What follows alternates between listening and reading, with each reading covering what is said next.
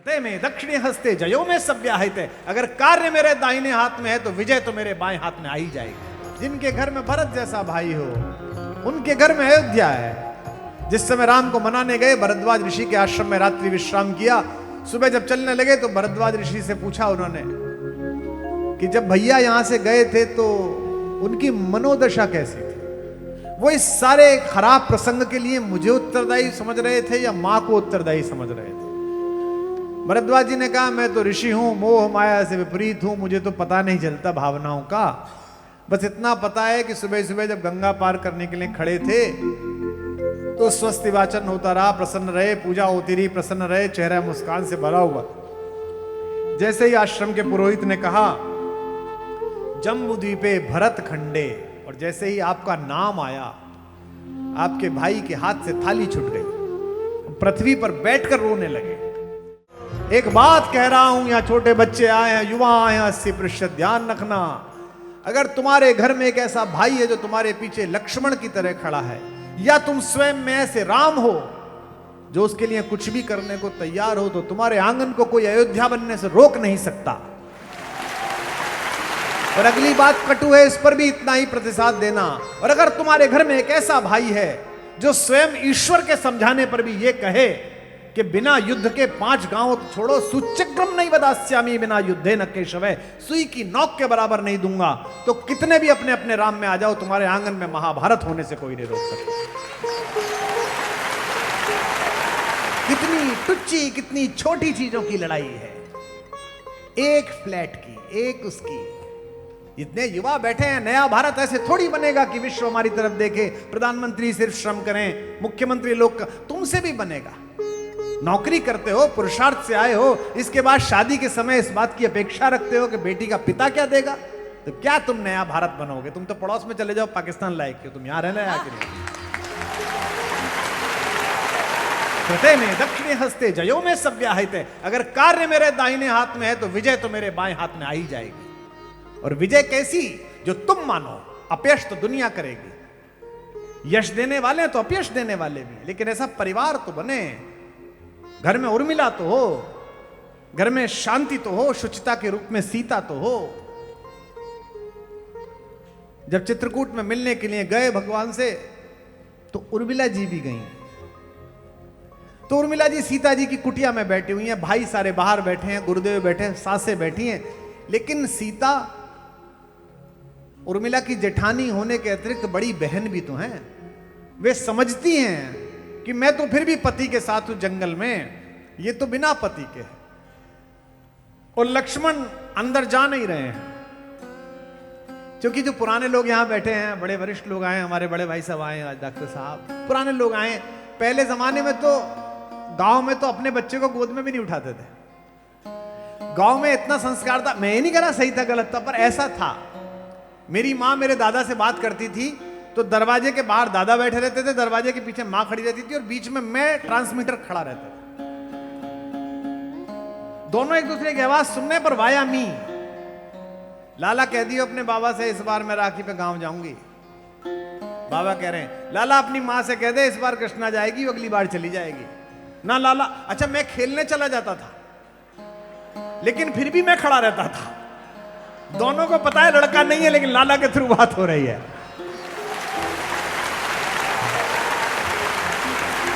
तुम अपने घरों को बनाओ तो सही भाई। माई स्पेस, मैं कल भी बोला था बच्चों से, माई स्पेस क्या होता है? स्पेस है? खर्राटे पे तलाक हो रहे हैं तुम्हारे, कि खर्राटा लेता है जी तलाक। मैं जा रहा हूं पिलक में, आओ तुम शाम को। मेरे मां बाप को देखो, मेरे पिताजी 88 वर्ष के हैं, कॉलेज से प्रोफेसर एंड हेड रिटायर हुए हैं, संस्कृत हिंदी के आचार्य हैं, संघ के कार्यकर्ता हैं, समझ लो कैसे होंगे। और मेरी माँ 84 वर्ष की है, साथ रहते हैं हम लोग नोएडा में।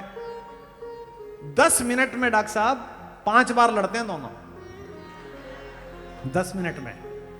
और अगर 5 मिनट मेरी माँ कहीं ओझल हो जाए तो 15 बार पूछ लेते हैं तेरी माँ ना दिखाई दे रही।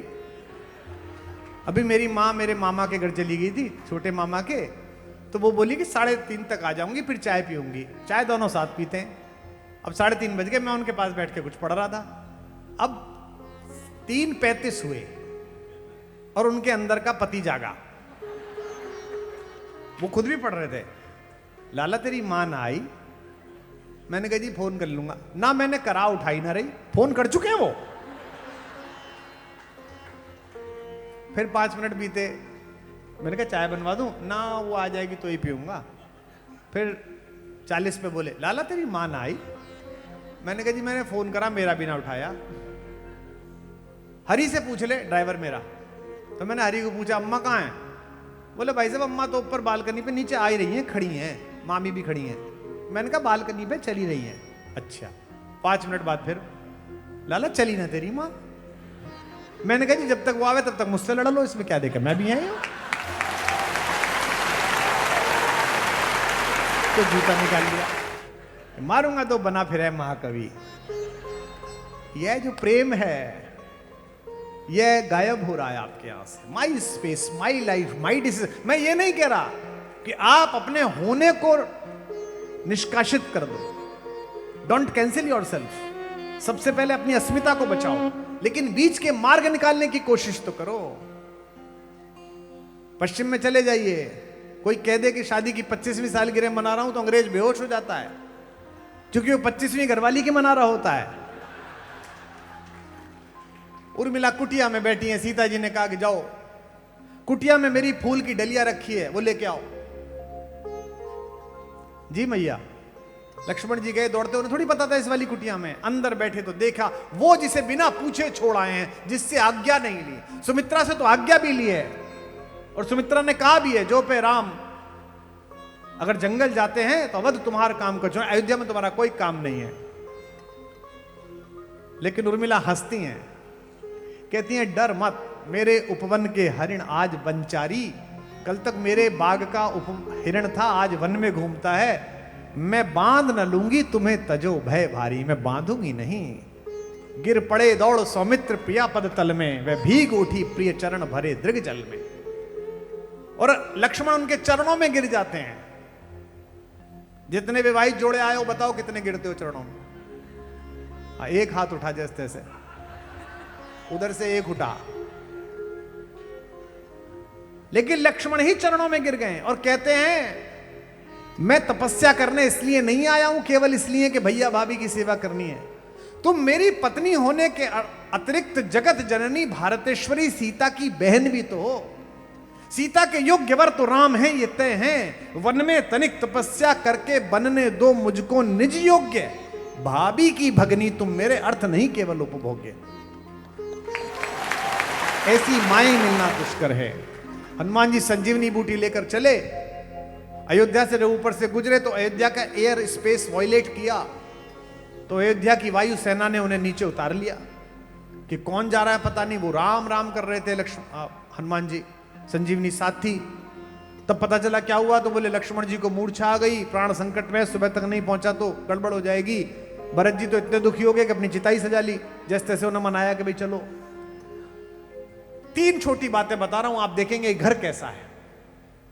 कौशल्या मिलने के लिए आई हनुमान जी से। सोचो जिस स्वामी राम पर इतने बलिहारी हैं हनुमान, तो उनकी मां को देखकर कैसा लगा होगा। कौशल्या मिलने के लिए आई, हनुमान दंडवत होकर रोने लगे। कौशल्या जी ने गले से लगाया, कहा बेटे चिरायु भव चिरंजीवी भव, तू राम के साथ रहता है, मेरे राम का दोस्त है, मित्र है। और कान में ऐसे धीमे से कहा जो सिर्फ हनुमान सुन सके। अगर घर में कौशल्या जैसी मां है तभी भाइयों में प्रेम होगा।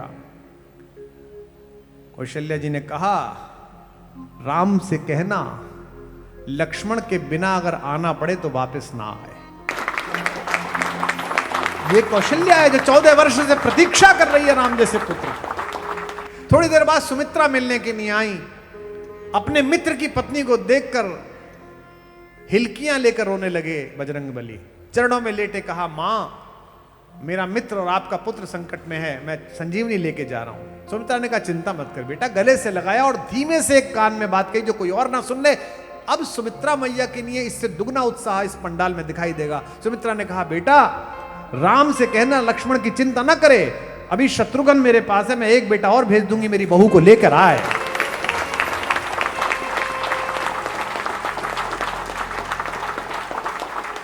उर्मिला मिलने के लिए आई, प्रसन्न हैं, हंस रही हैं। कैसे हो भैया, मैंने आपके बारे में बहुत सुना, ये दूध पी लो, ये खीर बनाया।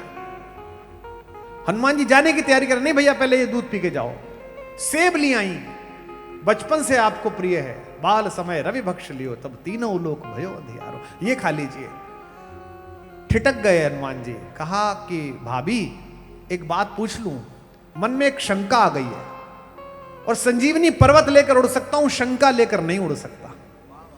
जिनके हृदय में शंका है वो ऊपर नहीं जा सकते। ये प्रतीक है अच्छा सा, बुरा लग सकता है, बुरा मत मानना। मित्र की पत्नी हो, मन में आ गई है इसलिए पूछ रहा हूं। उर्मिला जी ने हंसते हुए कहा कि हाँ बताओ क्या पूछो।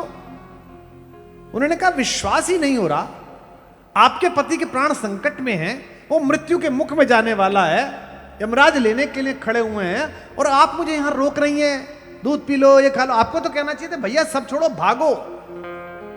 भाई आपके घर में भगवान ना करे कोई बीमारी हो जाए, किसी को अचानक कोई अटैक आ जाए, और आप क्यों आओ थोड़ा डांस करके देखते हैं।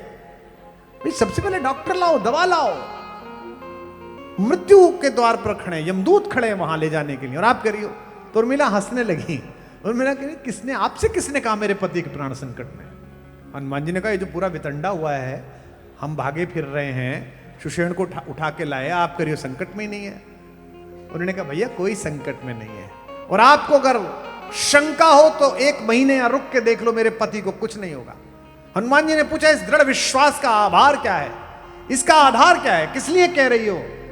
उर्मिला जी ने कहा कि जिस जेठ की गोदी में वो लेटे हुए हैं, वहां से यमदूत छोड़ो महाकाल नहीं ले जा सकता।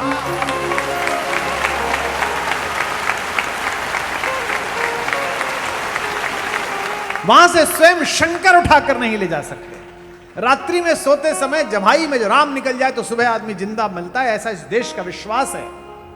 बोले फिर वो कर क्यों रहे हैं। बोले बचपन से शरारती हैं, भैया की सेवा करते करते थक गए तो थोड़ी सेवा करा रहे हैं। जग जाएंगे, उठ जाएंगे, ले जाओ, ये भी कीड़ा है, ले जाओ।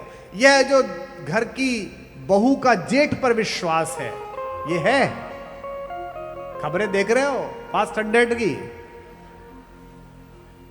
अच्छा दूसरों के यहां ऐसा होता हो तो चल जाए, जेठ में देवर में, पर तुम्हारे यहां तो राम जैसा जेठ है।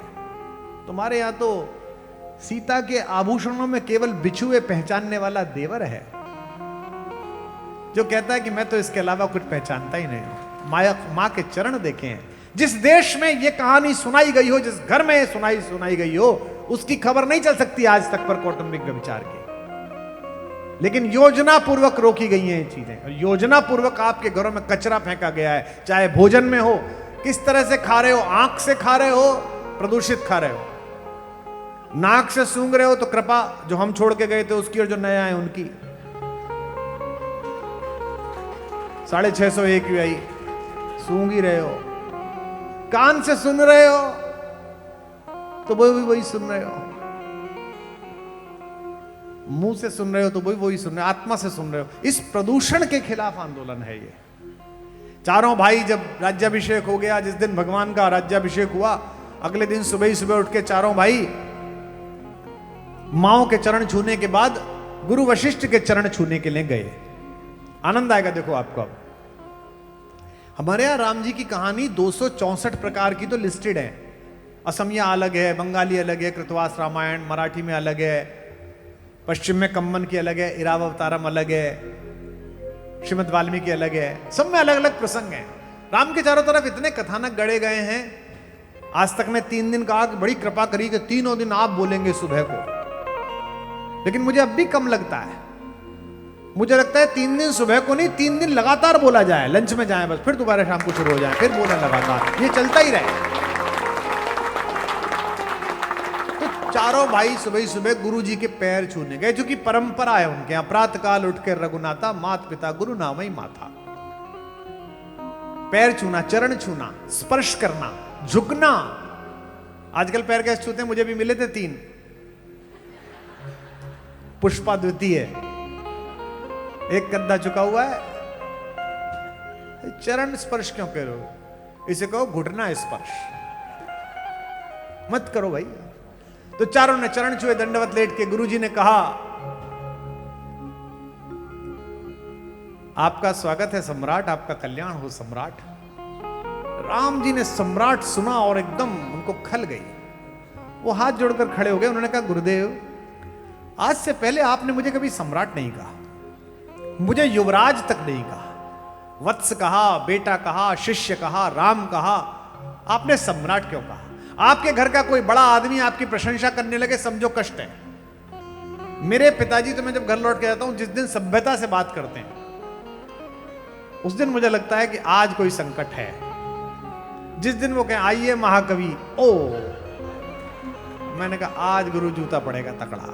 आज हमने बोलने में कोई गलती कर दी जिसे ये पकड़ के बैठे हैं, क्योंकि उनकी आदत है, बचपन से ही उनको ये कहने का अभ्यास है। तो जैसे ही बड़े ने कहा सम्राट, राम चौंके की क्या बात हो गई? तो गुरुजी ने कहा नहीं कोई बात नहीं, अब तुम सम्राट हो गए। राम ने कहा आपका तो सदैव शिष्य रहूंगा, आपका तो सदैव पुत्र रहूंगा, आपने सम्राट कैसे कहा? बोले कोई बात नहीं, जाने दो, ऐसे ही परिहास में कह दिया। राम जी ने कहा कि मैं राज्यसभा ही नहीं जाऊंगा जब तक आप ये स्पष्ट नहीं करेंगे। बैठ गए वहीं जमीन पर, चारों भाइयों को, तीनों को बिठा लिया, बैठ जाओ यहीं। गुरु वशिष्ठ ने कहा कि नहीं, मुझे क्या पता जो मैंने शिक्षाएं तुम्हें दी थी वो तुम्हें स्मरण है कि नहीं है। राम जी ने कहा अगर शिक्षाएं स्मरण नहीं है तो उसका एकमात्र तरीका है कि परीक्षा ले लो। मैं पास हो जाऊं, मेरे भाई पास हो जाए तो हमें शिक्षा याद है, फेल हो जाए तो हम दोबारा यहीं पढ़ेंगे, बाद में जाएंगे राज्य चलाने। राज्य तो 14 वर्ष भी हमारे बिना चला था। तो उन्होंने कहा नहीं समय लग जाएगा, चलो एक प्रश्न पूछता हूं तुम चारों से, एक ही सवाल है, सब अपना अपना उत्तर दो। पृथ्वी पर सबसे अनमोल क्या है? तो शत्रुघ्न जी जो अयोध्या की सेनाओं के सर्वोच्च सेनापति हैं, उनका क्या उत्तर है? लक्ष्मण जी जो माता सीता के चरणानुरागी हैं, उनका क्या उत्तर है? राम जी जो जगत कल्याण में, उनका क्या उत्तर है? सब मुंह से बोले। और आखिर में भरत का उत्तर है, वो जिव्या से नहीं है, बोले नहीं और उत्तर प्रकट हुआ। ज्ञान का एक और छंद में आपको सुना कि शत्रुघ्न जी से,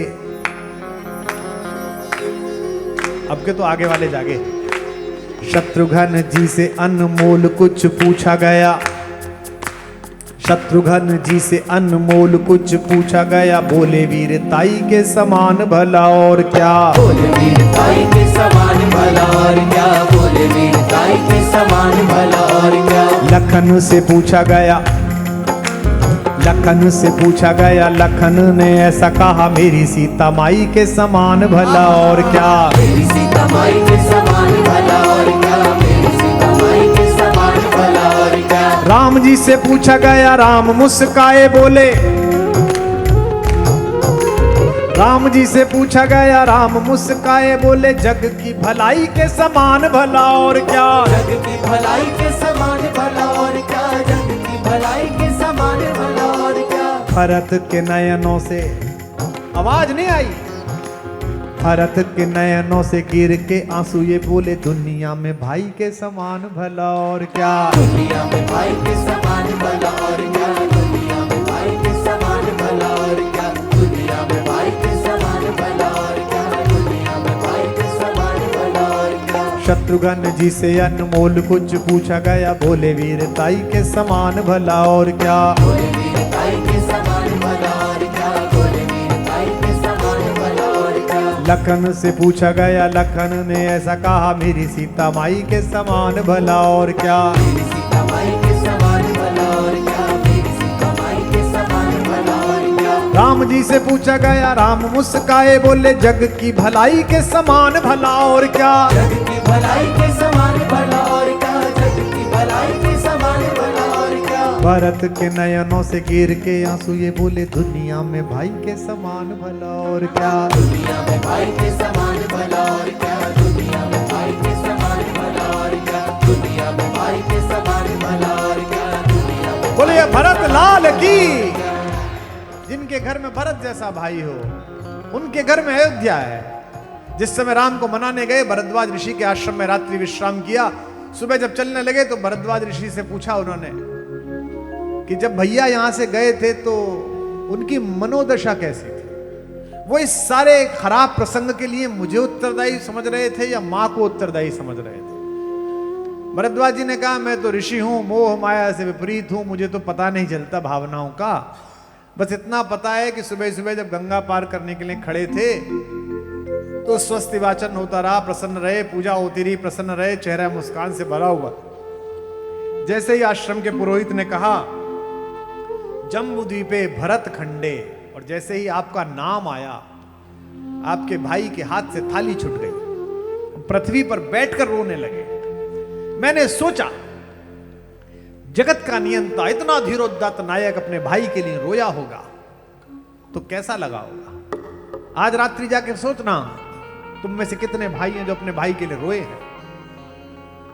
बहनों को नहीं कह रहा, क्योंकि वो तो प्रत्येक परिस्थिति में भाइयों के प्रति, बहनों के प्रति रो ही लेती है। उनके अंदर तो वो आस्था का स्नेह का झरना फूटता ही है। हाथ में गंगा जल है और रो रहे हैं और आंसू गिर रहे हैं गंगा जल में। हमने गंगा से मुख पूछते हुए धोते हुए दुनिया देखी है, लेकिन आंसुओं से गंगा धोता हुआ पहली बार राम देखा।